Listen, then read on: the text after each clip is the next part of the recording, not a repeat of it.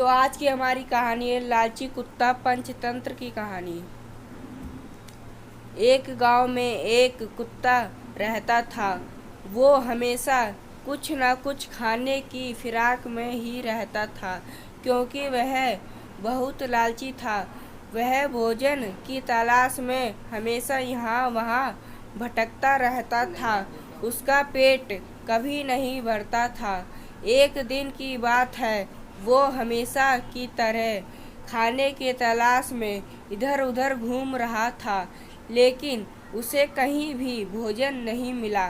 अंत में उसे एक होटल के बाहर एक मांस का एक टुकड़ा दिखाई दिया। उसने झट से उस टुकड़े को मुंह में पकड़ लिया और सोचा कि कहीं एकांत में जाकर मजे से इसे खाया जाए। वह उसे अकेले में बैठकर खाना चाहता था, इसलिए मांस का टुकड़ा लेकर वहां से जल्दी भाग गया। यह भी पढ़े पंचतंत्र की कहानी चींटी और घमंडी हाथी। एकांत जगह की खोज करते करते वह एक नदी के पास पहुंचा।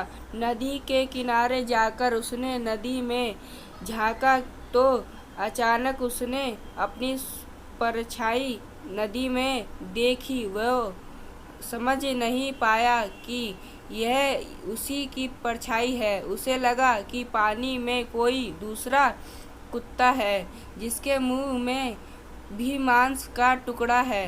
यह भी पढ़े पंचतंत्र की कहानी सच्चे मित्र। उस लालची कुत्ते ने सोचा, क्यों ना इसका टुकड़ा भी छीन लिया जाए। अगर इसका मांस का टुकड़ा भी मिल जाए तो खाने का मजा दुगुना हो जाएगा। वह उस परछाई पर जोर से भौंका। भौंकने से उसके मुंह में दबा मांस का टुकड़ा नदी में गिर पड़ा।